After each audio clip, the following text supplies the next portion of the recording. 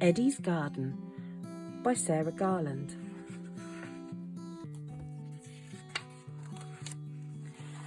"Can I have a garden of my own?" said Eddie. "OK," said Mum. "And me," said Lily.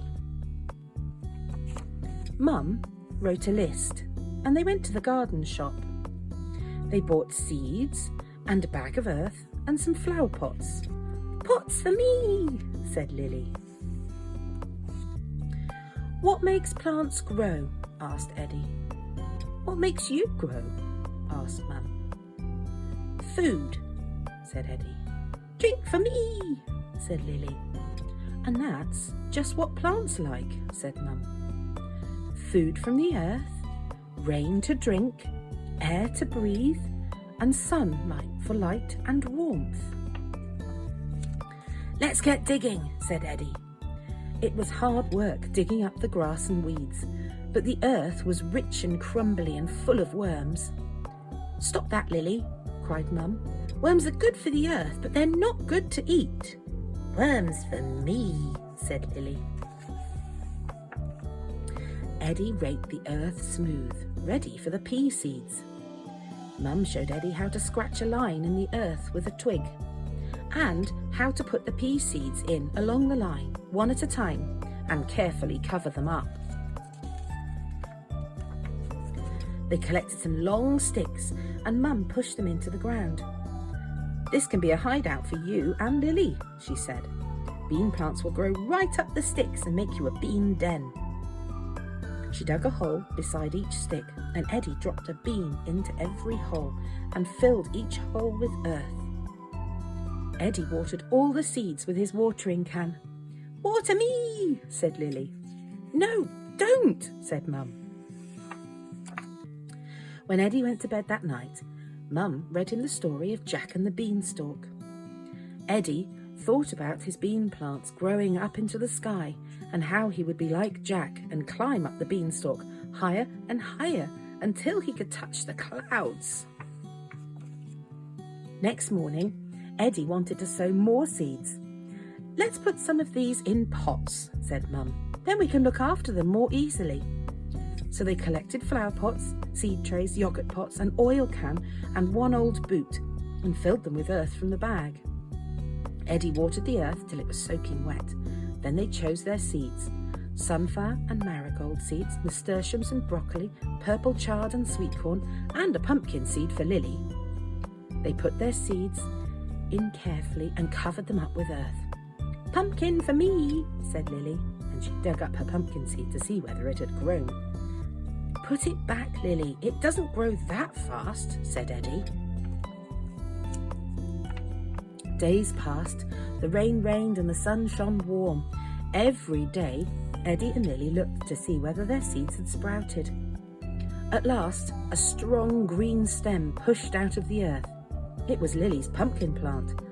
It straightened up, opened 2 fat leaves. "Like me," said Lily. Soon all the seeds were sprouting. Eddie worked hard in his garden. He watered the plants when they were dry, he pulled up the weeds, and when Lily's pumpkin plant grew too big for its pot, he showed her how to dig a hole in the garden to plant it in, so its roots could go down deep into the ground.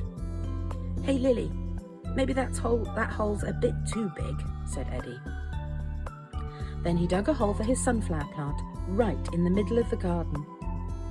As the weeks went by, it grew as high as Eddie, then even higher and higher still, until a fat bud grew at the top, which opened out into an enormous yellow sunflower. Grandad came round. He was so surprised he had to sit down. "Wow, Eddie, your garden is amazing," he said. They walked around the garden together. "Do you know what, Grandad? Some caterpillars eat lettuces, but birds eat caterpillars.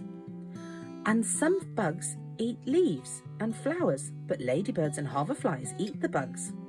And bees make honey from flowers, and we like eating honey." "Worms for me," said Lily. "Well, worms mix the earth up, and that's good for plants," said Grandad. Eddie found a slug. "Oh dear," said Grandad. Slugs eat up the plants in the garden, especially at night. Uh-oh, said Eddie. That night, Eddie couldn't sleep. He kept thinking about slugs munching and crunching in his garden. He went downstairs in his pyjamas. "What's up, Eddie?" called Mum. "I'm going on a slug hunt," said Eddie. "Wait for me," said Mum. By torchlight and moonlight, they soon found 16 slugs that were eating up Eddie's plants. They put them in a bucket for Mum to throw away and went back upstairs. "That was a brilliant idea, Eddie," said Mum as she kissed him goodnight. The next day was fine and sunny, perfect for a picnic. Eddie, Lily and Mum went out into the garden and picked peas and carrots and lettuces and sweet corn and a big pumpkin. Mum cut the pumpkin up. "We'll keep some of these seeds to grow next year," she said. Eddie rolled out the pastry for pumpkin pie. "Peas for me," said Lily.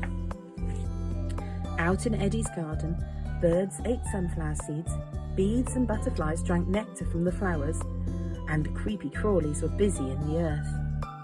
Eddie, Lily, Mum and Grandad ate their picnic.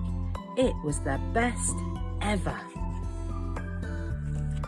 After the picnic, Eddie and Lily sat in the bean den. "Which do you like best, Lily? Worms or beans?" asked Eddie. "Beans for me," said Lily. The end.